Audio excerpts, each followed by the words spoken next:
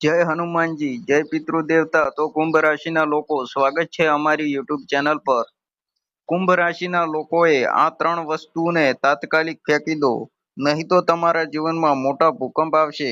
મિત્રો, તમારા આખા પરિવારને ભૂખમરો અને ગરીબીનો ભોગ બનવું પડશે. અકાળે મૃત્યુનો ભય પણ સતાવશે. મિત્રો, તમને લાગશે કે ગંભીર રોગો તમને પરેશાન કરી શકે છે. મિત્રો, નવરાત્રીનો તહેવાર આવી રહ્યો છે. માતા રાણીના ભક્તોની મનોકામના પૂર્ણ કરવા માટે 9 દિવસ સુધી ધરતી પર ભ્રમણ કરવા આવે છે. એવી માન્યતા છે કે જો ભક્તો સાચા મનથી માતા રાણીની પૂજા કરે છે, જો તમે તમારા હૃદયથી બોલાવો છો, તો માતા રાણી તેમના ભક્તોની દરેક મનોકામના પૂર્ણ કરે છે. પરંતુ તમારા ઘરમાં એવી કેટલીક વસ્તુઓ પડી છે જે માતા રાણીને ગુસ્સે કરી શકે છે. જો તમે નવરાત્રી પહેલા આ વસ્તુને દૂર ન કરો તો તમારા જીવનમાં મુશ્કેલીઓ વધી શકે છે. કારણ કે મિત્રો, નવરાત્રી દરમિયાન ઘરમાં સકારાત્મક ઉર્જા હોવી ખૂબ જ જરૂરી છે. પરંતુ તમારા ઘરમાં એવી કેટલીક વસ્તુઓ પડી છે જે તમારા ઘરમાં નકારાત્મક ઉર્જા ઉત્પન્ન કરે છે.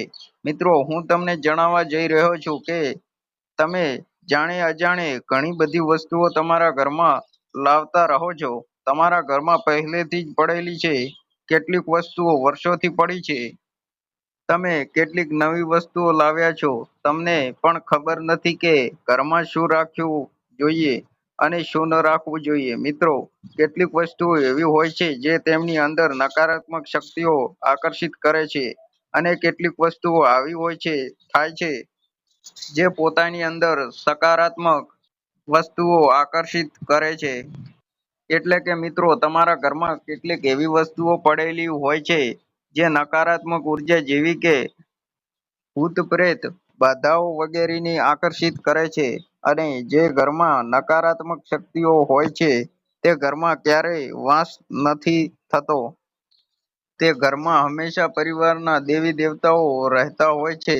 એ ઘરમાં હંમેશા ઝઘડા થાય છે, ન તો તે જગ્યાએ લક્ષ્મી રહે છે, જે પોતાની અંદર ઘણી બધી નકારાત્મક ઉર્જા વહન કરે છે. મિત્રો, જો તમે તેને તાત્કાલિક બહાર ન કાઢો તો તે તમારા મૃત્યુને પણ આમંત્રણ આપી શકે છે.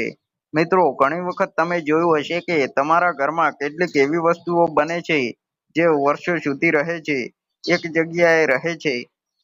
અમુક કપડાં કે અમુક ઇલેક્ટ્રોનિક સાધનોનું, જેમ કે મિત્રો, અમુક વસ્તુઓ એવી હોય છે જે ખૂબ જ સારી હોય છે.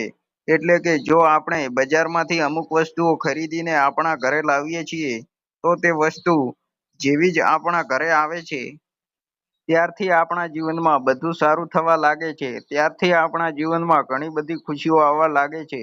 પરંતુ કેટલીક વસ્તુઓ એવી પણ હોય છે, જ્યારે તે આપણા ઘરે આવે છે તો તે વસ્તુ આવ્યા પછી ઘણી મોટી વસ્તુઓ થાય છે. આપણા ઘરમાં તકલીફો થવા લાગે છે, બીમારીઓ થવા લાગે છે, પરિવારમાં સભ્યો લડવા લાગે છે. તો મિત્રો, આ વસ્તુઓ આપણા ઘરની ઉર્જા પર ઘણી અસર કરે છે. એક સકારાત્મક ઉર્જા અને એક નકારાત્મક ઉર્જા તો આપણે આપણા જીવનમાં ક્યારેય પ્રગતિ કરી શકતા નથી.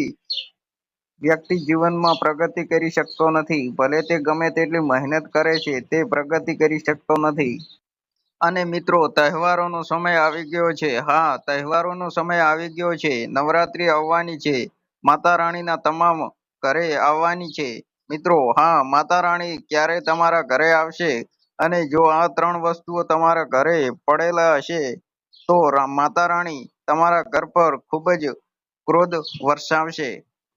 માતા રાણી તમારા પર તેમના આશીર્વાદ વરસાવશે. તમારા અને તેમના પર તેમના આશીર્વાદ છોડો. મિત્રો, તેથી જ વસ્તુઓને બહાર કાઢવી ખૂબ જ મહત્વપૂર્ણ છે, નહીં તો તમારા જીવનમાં ખુશીઓ નહીં આવે. જુઓ, તહેવારોમાં સકારાત્મક ઉર્જા છે. અમારા ઘરે આવે છે. માતા રાણી કોઈ પણ સ્વરૂપે અમારા ઘરે આવી શકે છે. મિત્રો, જો તમારા ઘરમાં આ ખોટી વસ્તુઓ પડી હોય તો માતા રાણી તમારા ઘરમાં દરવાજામાંથી કેવી રીતે આવશે? મિત્રો, અને હકીકતમાં તે તમારા પર ગુસ્સે પણ થઈ શકે છે. તમારી સાથે ગુસ્સો પણ આવે છે. તેથી જ આ વસ્તુને ઘરની બહાર રાખવી ખૂબ જ જરૂરી છે. તો મિત્રો જરા પણ વિલંબ કર્યા વિના આગળ વધીએ. મિત્રો નવરાત્રીનો આ તહેવાર 9 દિવસનો છે અને આ વખતે નવરાત્રી 3 ઓક્ટોબરથી શરૂ થઈ રહી છે અને મિત્રો આ નવરાત્રી પર એક દુર્લભ સંયોગ બની રહ્યો છે. હા મિત્રો, નવરાત્રીના દિવસે સૂર્યગ્રહણ થઈ રહ્યું છે અને આ વખતે નવરાત્રીનો તહેવાર ગ્રહણ લઈને આવી રહ્યો છે, એટલે કે સુખીઓ બમણી થઈ જશે. મિત્રો તમને જણાવી દઈએ કે નવરાત્રીના ગ્રહણના પડછાયામાં શરૂ થશે, પરંતુ ભારતમાં ગ્રહણ દેખાશે નહીં, તેથી ચિંતા ન કરો મિત્રો. આજે આપણે માતા રાણીના 9 અલગ અલગ સ્વરૂપોની પૂજા કરીશું. આ વિડીયોમાં હું તમને કેટલાક ખાસ ઉપાયો પણ જણાવીશ. હું તમને કહીશ કે જો તમે નવરાત્રીની શરૂઆત પહેલા કરી લો તો ખૂબ જ જલ્દી તમારી બધી મનોકામનાઓ પૂર્ણ થશે. તમારો વ્યવસાય ખૂબ જ સારો થવા લાગશે અને તમારી નોકરી પણ ખૂબ જ સારી રીતે કરવા લાગશે. મિત્રો ચાલો હું તમને જણાવી દઉં કે જો તમે દેવી દુર્ગાના આશીર્વાદ પણ મળે છે. તેથી નવરાત્રી શરૂ થાય તે પહેલા કેટલીક વસ્તુઓ ઘરમાંથી દૂર કરવી ખૂબ જ મહત્વપૂર્ણ છે, કારણ કે આ વસ્તુઓ તમારા જીવન અને તમારા પરિવાર પર ખૂબ જ ખરાબ અસર કરી શકે છે. મિત્રો હું તમને પ્રથમ વસ્તુ વિશે કહું, કૃપા કરીને આ વિડીયો જુઓ. વિડીયો ખૂબ જ મહત્વપૂર્ણ છે. મિત્રો તમારી આખી જિંદગી તેના પર નિર્ભર છે, કારણ કે નવરાત્રીનો તહેવાર આવવાનો છે. તો આ વિડીયોને હળવાશથી લેવાની ભૂલ ન કરો. હવે જાઓ અને વિડીયોને લાઈક કરો. તે નીચે ટિપ્પણી બોક્સમાં 3 વખત જય માં દુર્ગા, જય માં દુર્ગા, માતા રાણીનો તહેવાર આવવાનો છે અને જે પણ જય માં દુર્ગા લખશે તેને આવનારા 24 કલાકમાં ખૂબ ખુશી મળશે. મિત્રો નવરાત્રી શરૂ થઈ ગઈ છે તે પહેલા તમારો લડાઈ બંધ કરવી પડશે. નાની નાની બાબતોને લઈને ખૂબ જ ઝઘડો થાય છે. નાની નાની બાબતોમાં ઝઘડો ન કરો. ખાસ કરીને મહિલા મિત્રો, તેઓ તમારા બાળકોને ખૂબ લડાવે છે અને તેમને ઠપકો ન આપો, કારણ કે તે નવરાત્રીનો તહેવાર છે. મિત્રો જે ઘરમાં ખુશીઓ હોય છે, જે ઘરમાં હાસ્ય અને ખુશીનું વાતાવરણ હોય છે, તે ઘરમાં માતા રાણીનો વાસ હોય છે. મિત્રો નવરાત્રીની શરૂઆત પહેલા જ આ ખરાબ ટેવોને દૂર કરવી એ બીજી વાત છે. અને ઝઘડો, મિત્રો જો તમારા ઘરમાં કોઈ સ્વિચ ઓફ ઘડિયાળ અથવા કોઈ ઇલેક્ટ્રોનિક વસ્તુ પડી હોય, ઉદાહરણ તરીકે જો કોઈનું રેફ્રિજરેટર તૂટી ગયું છે, કોઈનો પંખો તૂટી ગયો છે, કોઈનું કૂલર તૂટી ગયું છે, તો પછી આ બંધ વસ્તુઓને ઠીક કરો અથવા તેને તમારા ઘરની બહાર ફેંકી દો, કારણ કે આ બંધ વસ્તુઓ થાય છે તે ખૂબ જ અશુભ માનવામાં આવે છે કે તે પોતાની અને નકારાત્મક શક્તિઓને આમંત્રણ આપે છે. ખાસ કરીને પૂજા અને શુભ કાર્ય દરમિયાન આ વસ્તુઓને જે બંધ હોય છે તે ખૂબ જ અશુભ છે.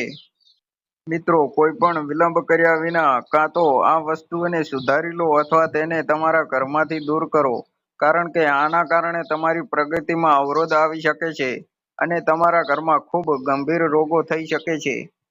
મિત્રો તેમનું મન પણ મૂંઝાઈ શકે છે. તો મહેરબાની કરીને કાં તો ઘરમાં પડેલી વસ્તુઓને સુધારી દો અથવા તો તે પછીની વાત છે. મિત્રો જો તમે તમારા કપડાં ન પહેરો તો તમારા ત્યાં છે ઘરમાં ઘણા જૂના કપડાં છે, તો કાં તો તેને ઘરની બહાર ફેંકી દો અથવા તેને સારી રીતે ધોઈને પાછું મૂકી દો.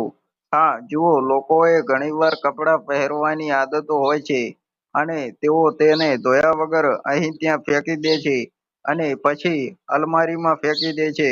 આવું ના કરો. જો આસપાસ કોઈ જૂના કપડાં પડેલા હોય તો કાં તો તેને ઘરની બહાર ફેંકી દો. જો કોઈ કામના ન હોય તો કંઈક બીજું કરો.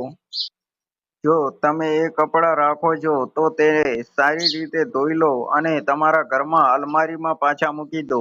નહીંતર મિત્રો જૂના કપડાં તમારી પોતાની અને નકારાત્મક ઉર્જાથી ભરેલા હોય છે અને આપણું સંયોજન મિત્રો આપણી ઉર્જા શોષાય છે.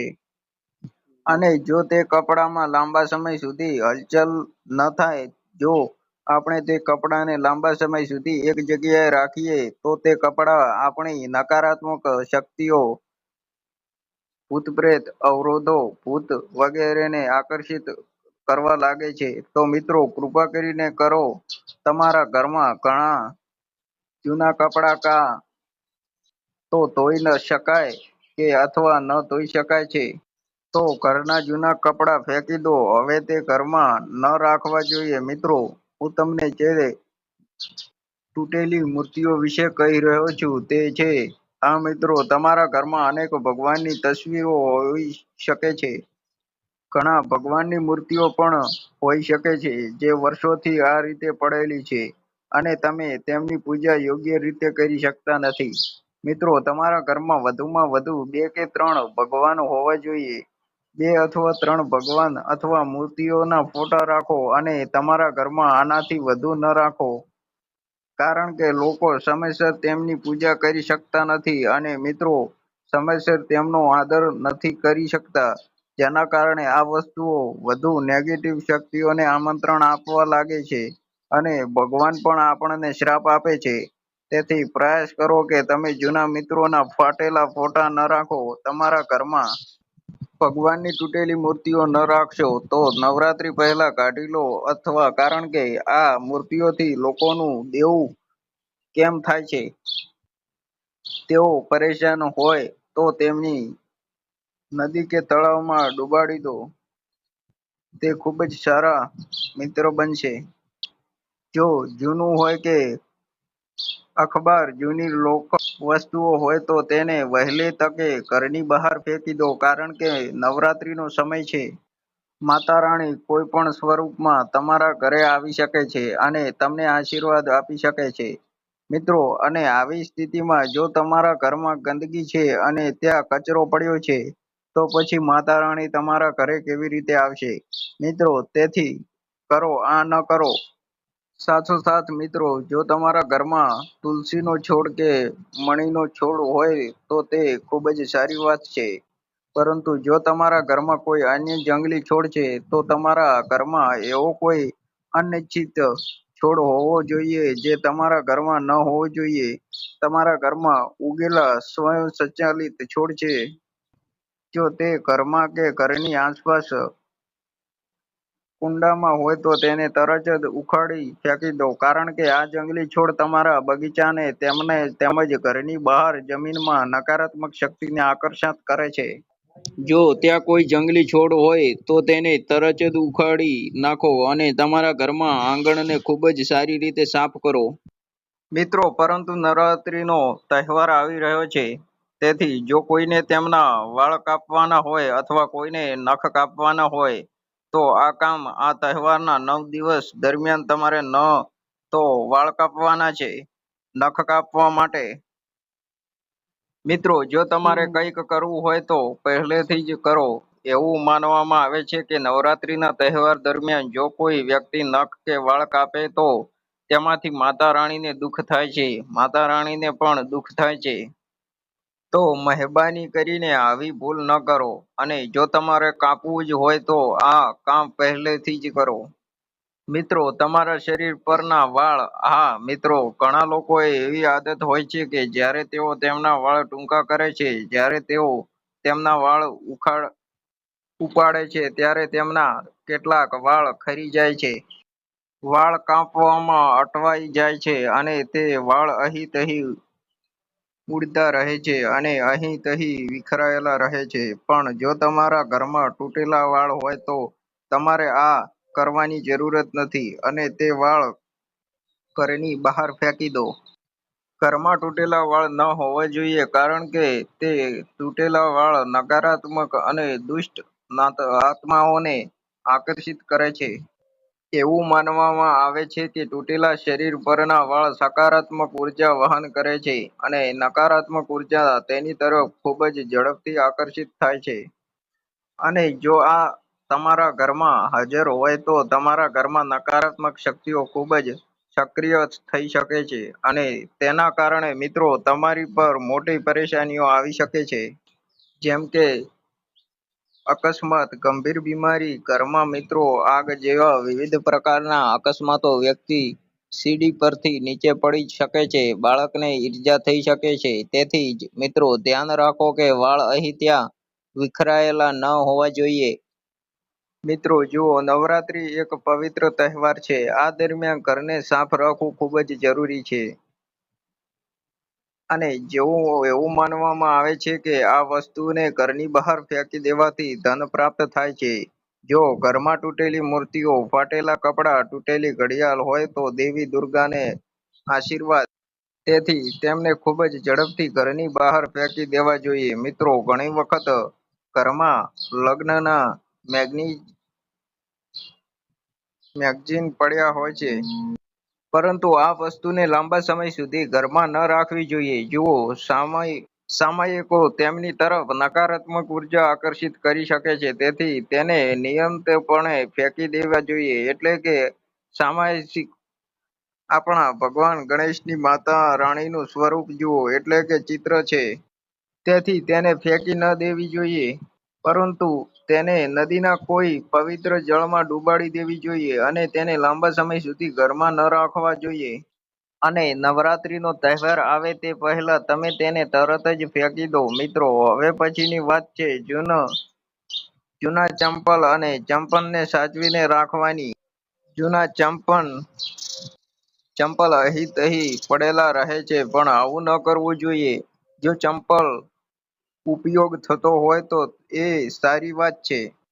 તેથી તેમને ઘરની બહાર લઈ જવું યોગ્ય રહેશે. તમારા જૂના અને ચંપલ સાથે તમને ગમે તેટલી લગાવ હોય, પરંતુ તેમને ઘરની બહાર કાઢવું ખૂબ જ જરૂરી છે, કારણ કે આ તમારા માટે ખૂબ જ ખતરનાક સાબિત થઈ શકે છે. મિત્રો તો મહેરબાની કરીને તેમનું ધ્યાન રાખો. આગળની વાત છે તૂટેલી સાવરણી. હા મિત્રો, જો તમારા ઘરમાં તૂટેલી સાવરણી છે તો મિત્રો સાવચેત રહો. આ તૂટેલી સાવરણી જલ્દી ઘરની બહાર ફેંકી દો, કારણ કે જુઓ, આ સાવરણીનું કામ છે. સાવરણી એ પણ દેવી લક્ષ્મીનું પ્રતીક છે મિત્રો, અને જો તૂટેલી સાવરણી છે તે પોતાની અંદરની ખોટી નકારાત્મક શક્તિઓને આમંત્રણ આપે છે. તેથી જ નવરાત્રી શરૂ થતા પહેલા તૂટેલી સાવરણી જેવી બધી નકારાત્મક વસ્તુને તાત્કાલિક બહાર ફેંકી દેવાનો પ્રયત્ન કરો. આગળની વાત એ છે કે આપણા ઘરમાં ઘણી બધી બિનજરૂરી વસ્તુઓ છે. મારા મિત્રો, કેટલીક વસ્તુઓ એવી છે જે વર્ષોથી ત્યાં જ પડેલી છે.